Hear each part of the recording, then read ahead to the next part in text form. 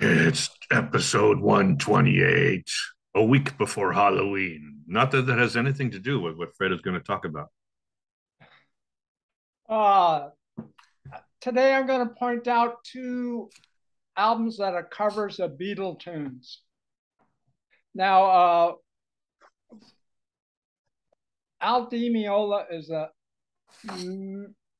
major jazz guitarist and has been around for years and returned to Forever and Land of the Midnight Sun is one of his most famous albums.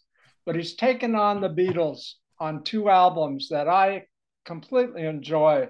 One reviewer pointed out that with these songs so ingrained in us that it's a big risk to do a Beatles cover album, and they better have something new to say.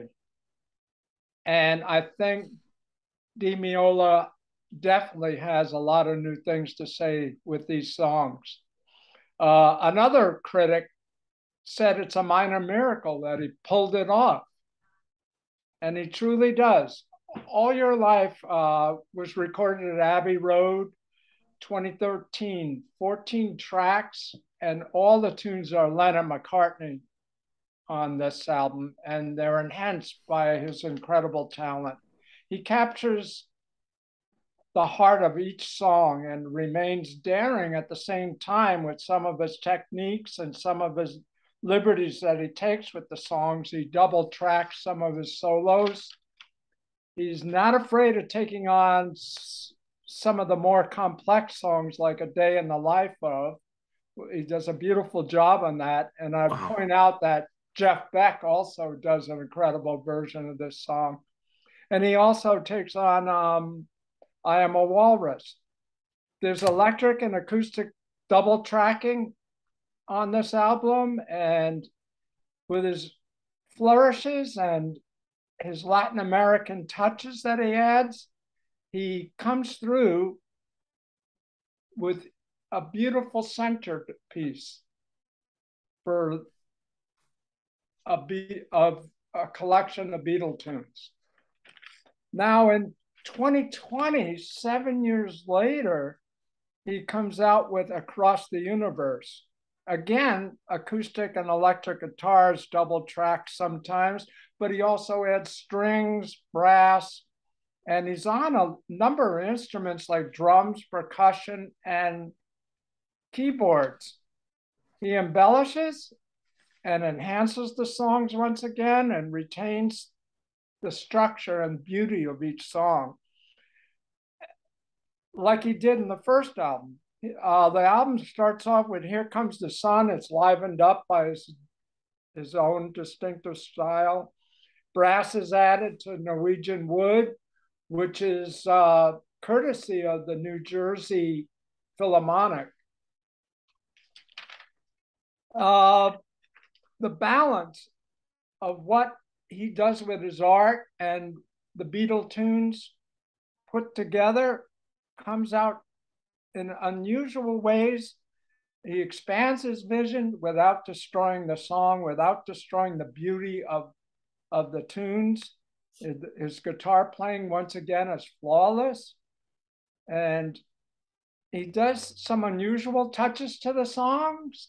So there's bits and pieces that you wouldn't hear in the Beatles tune, but you hear them in his versions. And the work and style makes this come alive. And he takes his time so that the listener has a good time with this, with both discs.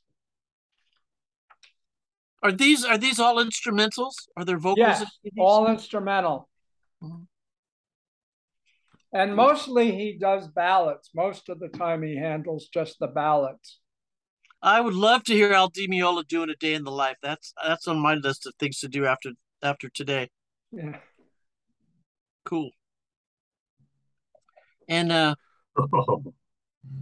Am the Walrus.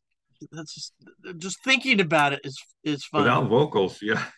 Just thinking about it's Yeah. hilarious. I can picture that with strings. I mean, everybody does that. I mean, you've heard Jim Carrey's version. No, no. He does I Am the Walrus. It was produced by George Martin. Does Al DiMeola do Helter Skelter? No, no, You no. think that'd be a natural? That would be fun. Volume 3. Yeah, volume 3. There you go.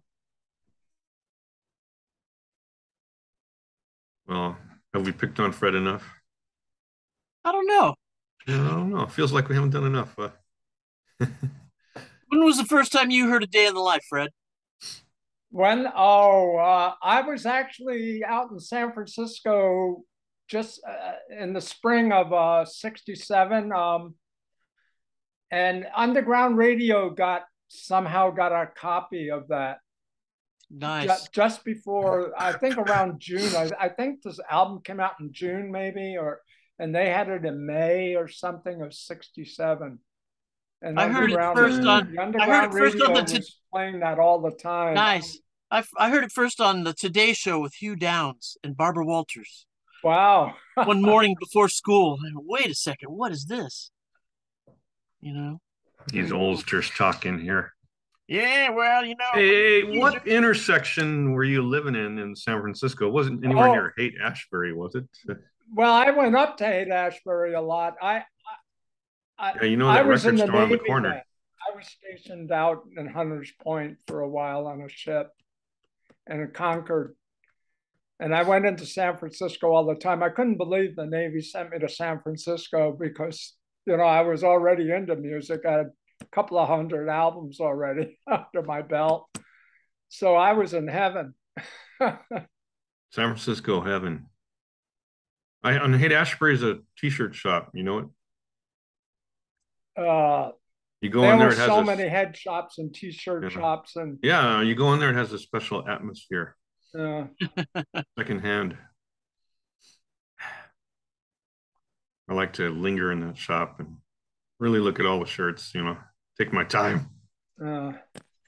Okay, that was sufficient. So to encapsulate 128 of fine, you guessed it, music.